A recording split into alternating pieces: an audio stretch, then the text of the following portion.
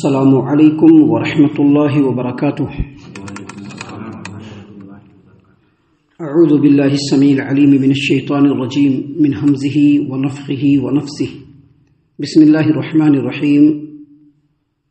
قال یا ایھا الملأ ایکم یأتینی بعرشها قبل ان یأتونی مسلمین قال عفریت من الجن انا آتیک بہ قبل ان تقوم من مقامک وانی علیہ لقوی امین قال الذي عنده علم من الكتاب انا آتيك به قبل ان يرتد اليك طرفك فلما رآه مستقرا عنده قال هذا من فضل ربي ليبلوني أأشكر ام اكفر ومن شكر فانما يشكر لنفسه ومن كفر فان ربي غني كريم۔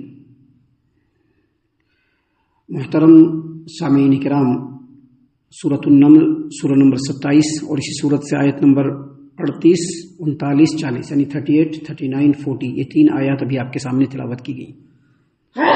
سامعین کرام، کل کا درس آپ کو یاد ہوگا، ہم نے آپ کے سامنے بتلایا تھا اللہ تبارک و تعالیٰ کی آیات کی روشنی میں کہ ملکہ بلقیس نے جب بہت سارے تحفے تحائف دے کر وفد کو، ڈیلیگیشن کو سیدنا سلیمان علیہ السلام کی خدمت میں بھیجا تو سیدنا سلیمان علیہ السلام نے اس کا ڈینائی کیا، انکار کیا اور کہا کہ اللہ کا دیا ہوا تم سے زیادہ ہمارے پاس ہے، جو تمہارے پاس ہے اس کے ساتھ تم خوش رہو، میں نے جو حکم دیا ہے اس پر عمل کرنا ہے، نہیں تو میں ایسا لشکر لے کر کے آؤں گا جس کا مقابلہ تمہارے ملک کے حکمران اور وہاں کی فوج نہیں کر پائیں گی۔ سامعین کرام، حافظ ابو جعفر ابن جریر طبری رحمۃ اللہ علیہ نے تفسیر الطبری میں اور امام ابن ابی حاتم نے تفسیر ابن ابی حاتم کے اندر امام محمد بن اسحاق سے اور انہوں نے یزید بن رومان سے روایت کیا کہ جب وہ وفد اور قاصد سیدنا سلیمان علیہ السلام کا جواب لے کر ملکہ بلقیس کے پاس پہنچے اور جب سیدنا سلیمان علیہ السلام کے جواب کو ملکہ بلقیس کو دیا تو ملکہ بلقیس نے سمجھ لیا کہ یہ کوئی معمولی فرما روا اور بادشاہ نہیں ہے، بلکہ ان کے ساتھ بہت عظیم ترین قوت ہے، لہذا اس سے بھیڑنا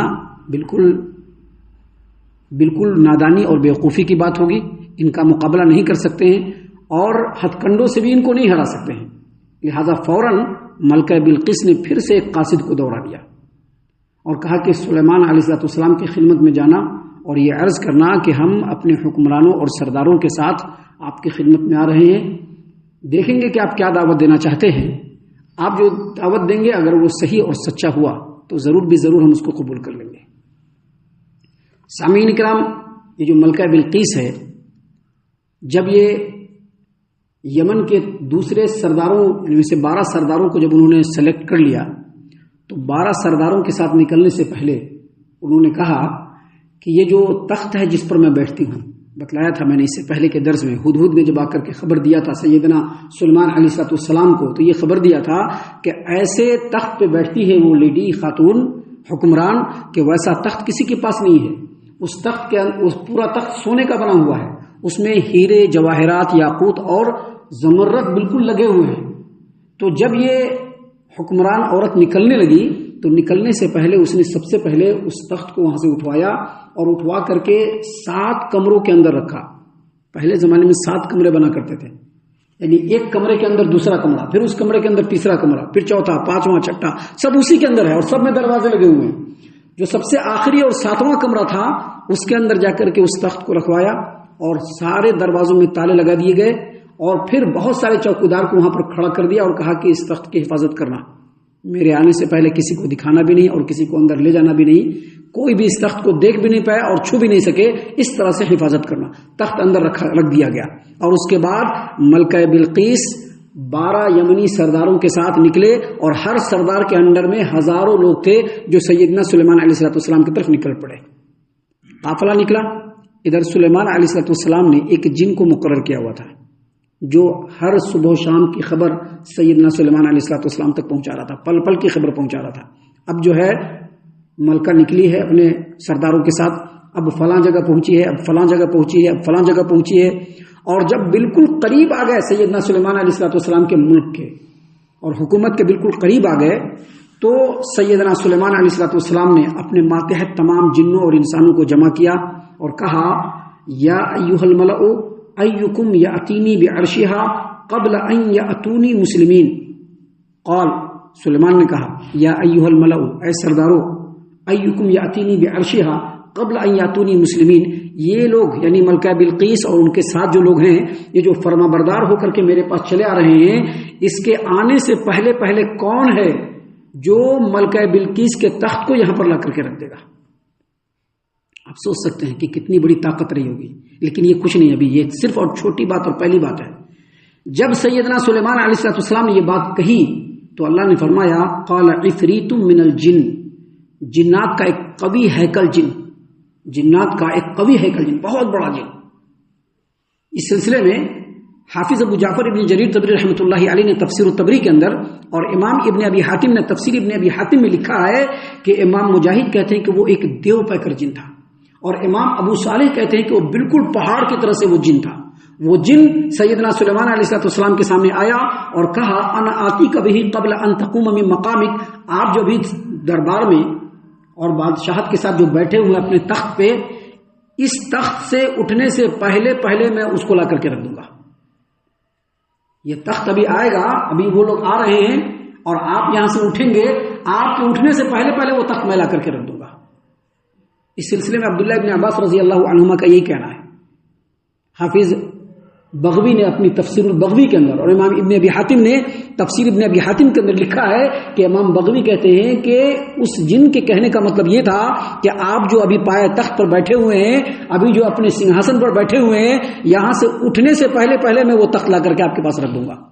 اور اس سلسلے میں دیگر ائمہ تفسیر کا یہ کہنا ہے کہ سیدنا سلیمان علیہ السلام اپنی امور حکومت کو چلانے کے لیے، لوگوں کا فیصلہ کرنے کے لیے اور تمام مملکت کے خوراک وغیرہ کا انتظام کرنے کے لیے دن کے آغاز سے لے کر کے دوپہر تک تخت پر بیٹھا کرتے تھے۔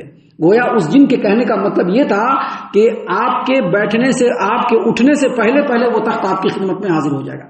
بالکل کلیئر ہے اور بالکل اس میں کوئی پرابلم کی بات نہیں ہے، لیکن نہیں، سیدنا سلیمان علیہ السلام کی جو سلطنت اور بادشاہت تھی اور جو قوت عظیم اور جو لشکر جرار اللہ تبارک و تعالیٰ نے سیدنا سلیمان علیہ السلام کو عطا کیا تھا، وہ اس سے بھی کہیں بڑھ کر کے تھا، وہ اس سے بھی کہیں بڑھ کر کے تھا۔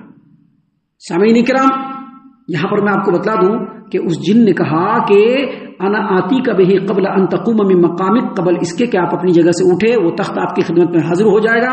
وانی علیہ لقوی امین، اور یقیناً میں اس چیز کے اوپر پوری قوت رکھنے والا، اور جو تخت لاؤں گا اس کے اندر ہیرے جواہرات اور زمرد جو جڑے ہوئے ہیں اس کے لیے میں امانت دار بھی ہوں، میں ایک دم بحفاظت وہ تخت آپ کے پاس لے کر کے آ جاؤں گا۔ لیکن سلیمان علیہ السلام کا کہنا یہ تھا کہ نہیں، اس سے بھی جلدی کوئی لا سکتا ہے کہ نہیں لا سکتا ہے، میرے اٹھنے سے پہلے لانا بہت دیر ہو گیا، اس سے بھی جلدی کوئی لا سکتا ہے کہ نہیں لا سکتا ہے، میں چاہتا ہوں کہ اس سے بھی پہلے کوئی لے کر کے آئے۔ اور اسی سے آپ اندازہ لگا لیجئے کہ اللہ تبارک و تعالیٰ نے سیدنا سلیمان علیہ السلام کو کیسی بادشاہت دی تھی۔ اللہ کے رسول صلی اللہ علیہ وسلم نے کہا کہ اگر میرے بھائی نے دعا نہیں کیا ہوتا سلیمان نے تو میں جن کو پکڑ لیتا تھا۔ کیوں؟ کیونکہ انہوں نے دعا کیا تھا لا ينبغي لأحد من بعدی، جو حکومت تو مجھ کو دے رہا ہے اللہ تبارک و تعالیٰ، وہ حکومت اب میرے بعد کسی کو مت دینا۔ اور اللہ تبارک و تعالیٰ نے ان کی دعا کو قبول کر لیا، اور ویسی حکومت نہ کسی کو ملی ہے اور نہ ملے گی۔ اور سیدنا سلیمان علیہ السلام جو اس تخت کو لانا چاہتے تھے، حالانکہ وہ تخت 7 دروازوں کے اندر ہے، سارے کمروں کو بند کر دیا گیا ہے، بے شمار چوکیدار ہے وہاں پر، اندر گھس نہیں سکتے ہیں، کوئی پرندہ بھی پر نہیں مار سکتا ہے، لیکن سیدنا سلیمان علیہ السلام وہ تخت اس لیے منگوانا چاہتے ہیں تاکہ ملکہ بلقیس کو اور اس کے ساتھ جو آنے والے حکمران اور سرداران اور جو دیگر لوگ ہیں ان کے سامنے سیدنا سلیمان علیہ السلام کی نبوت کی صداقت اور اسلام کی حقانیت بالکل واضح ہو جائے۔ اسی لیے وہ ایسا کرنا چاہتے تھے، کیونکہ یہ خرق عادت اور ایک معجزہ ہے۔ سیدنا سلیمان علیہ السلام نے اسی لیے کہا کہ اس سے بھی جلدی کوئی لا سکتا ہے کیا؟ تو اللہ نے فرمایا قال الذی عنده علم من الکتاب، ایک آدمی جس کو اللہ تبارک و تعالیٰ کی طرف سے کتاب کا علم ملا تھا۔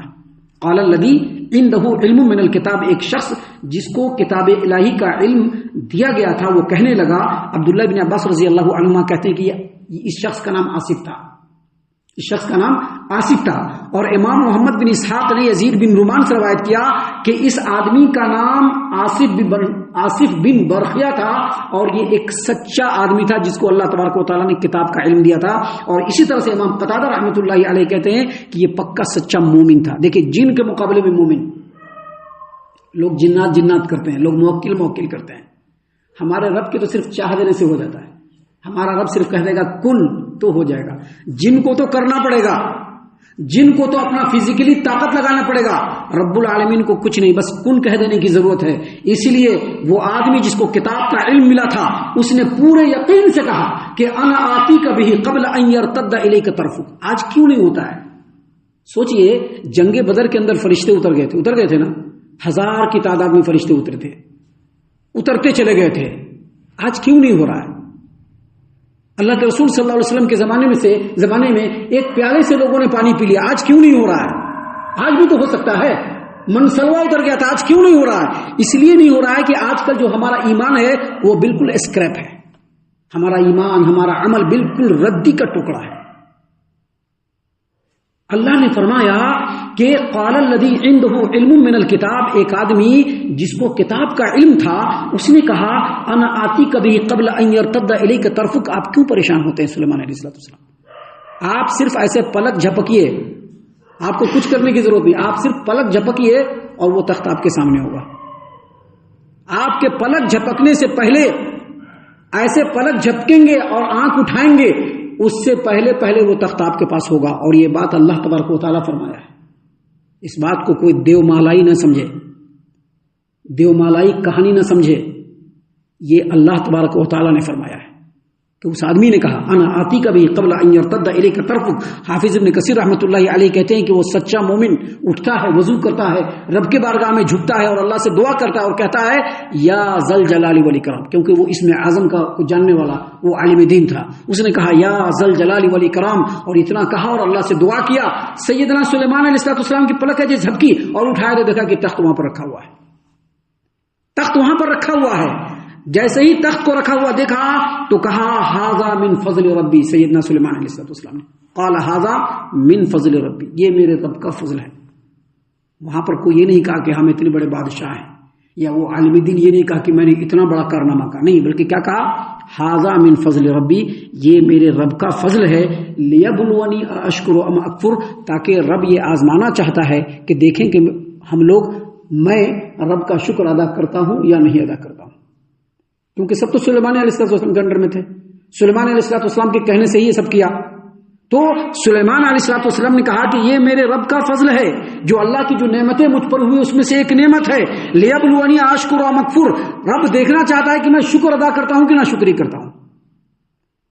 کسی نہ کسی اعتبار سے اللہ تبارک و تعالیٰ نے سبھی کو نعمتوں سے نوازا ہے، اور اللہ نعمتوں سے نوازتا ہے. اس کا مطلب یہی ہے کہ اللہ دیکھنا چاہتا ہے کہ بندہ کتنا شکر ادا کرتا ہے رب کا. اور شکر ادا کرنے کا یہ مطلب نہیں ہے کہ زبان سے الحمدللہ کا جو ہے بالکل بوچھار لگا دو، نہیں، وہ تو شکر کا ایک طریقہ ہے بس.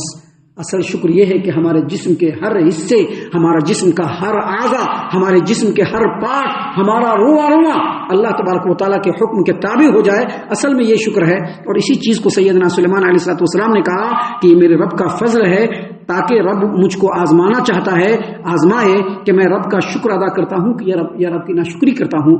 ومن شکر فإنما یشکر لنفسہ، اور جو شکریہ ادا کرے گا وہ اپنے لیے کرے گا. ایسا نہیں کہ رب کا شکریہ ادا کر کے کوئی رب کی بادشاہت کو بڑھا دے گا. کوئی اگر دن رات نمازوں کو ادا کر رہا ہے، نوافل پڑھ رہا ہے، تہجد پڑھ رہا ہے، تو اس سے رب کو کوئی فرق نہیں پڑ رہا ہے، وہ اس آدمی کو خود فائدہ ہو رہا ہے. اس لیے کہا کہ جو آدمی شکر ادا کرے گا وہ اپنے لیے ادا کرے گا. ومن کفر فإن ربی غنی کریم، اور جو ناشکری کرے گا تو سمجھ لے کہ اللہ تبارک و تعالیٰ کو اس سے کوئی فرق نہیں پڑتا ہے. اللہ تبارک و تعالیٰ ہر چیز سے بے پرواہ، انتہائی بے نیاز ہے. اللہ تبارک و تعالیٰ کو کسی چیز کی کوئی ضرورت نہیں. پوری دنیا مل کر کے اللہ کی عبادتوں میں مشغول ہو جائے گا، اللہ کی مملکت میں اضافہ نہیں کر سکتا. پوری دنیا مل کر کے اللہ تبارک و تعالیٰ کی نافرمانی پہ لگ جائے، اللہ تبارک و تعالیٰ کی مملکت میں ایک رتی بھی وہ کمی نہیں کر سکتا. ابھی آگے اور بھی باتیں ہیں جو اللہ تبارک و تعالیٰ نے بیان فرمائی ہے جو ہمارے لیے بڑی حیرت انگیز ہے جس کو انشاءاللہ کل ہم آپ کے سامنے پیش کریں گے. ہم اللہ سے دعا کرتے ہیں کہ اللہ تعالیٰ ہم تمام کو ان تمام باتوں کے اوپر خوب غور و فکر اور تدبر کرنے کے ساتھ ساتھ ان باتوں پر عمل کرنے کی بھی توفیق عنایت فرمائے. آمین. اللہ تعالیٰ ہم تمام کو صحیح معنوں میں پکا سچا مومن مسلمان بنائے. اللہ اور اس کے رسول صلی اللہ علیہ وسلم کی اطاعت و فرمانبرداری کرنے والا بنائے. صحابہ کرام رضی اللہ عنہم کے طریقے پر چلنے والا بنائے. جنت الفردوس میں جگہ عطا فرمائے. اے اللہ ہم تمام کو جہنم سے پناہ دے. اے رب العالمین ہم تمام کو جہنم سے پناہ دے.